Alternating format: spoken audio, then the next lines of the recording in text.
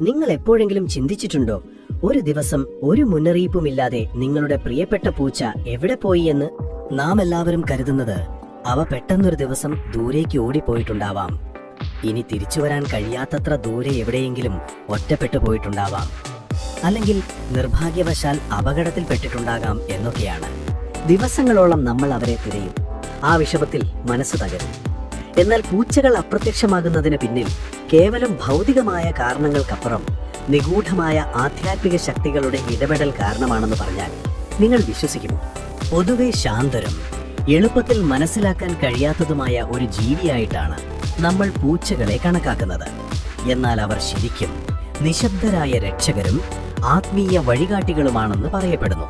അവർക്ക് സാധാരണ മനുഷ്യർക്ക് തിരിച്ചറിയാൻ കഴിയാത്ത പല നെഗറ്റീവ് ഊർജങ്ങളെയും ദുഷ്ടശക്തികളെയും കാണാനും അറിയാനും കഴിയും. ചില ആത്മീയ ഗ്രന്ഥങ്ങൾ പറയുന്നത് ചില സമയങ്ങളിൽ നമ്മുടെ രക്ഷയ്ക്കായി ഒരു ഉന്നത ശക്തിയാൽ അയക്കപ്പെടുന്നവരാണ് പൂച്ചകൾ എന്നാണ്. ഒരു പൂച്ച നിങ്ങളുടെ ജീവിതത്തിലേക്ക് കടന്നു വന്നാൽ അത് വെറും യാദൃശ്ചികമല്ല, മറിച്ച് അത് നിങ്ങളെ തേടി വന്നതാണ്.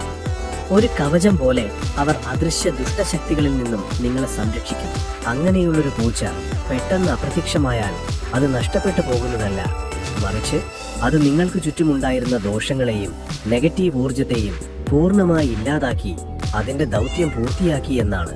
ഈ പൂച്ചകൾ ദോഷങ്ങൾ മാറ്റുക മാത്രമല്ല ചെയ്യുന്നത്, അതിന് തിരികെ വരാതിരിക്കാൻ വേണ്ടി ആ ദുഷ്ടശക്തികളോട് പോരാടി പൂർണ്ണമായും അതിനെയും കൊണ്ടാകും ആ പൂച്ചകൾ അപ്രത്യക്ഷമാകുന്നത്.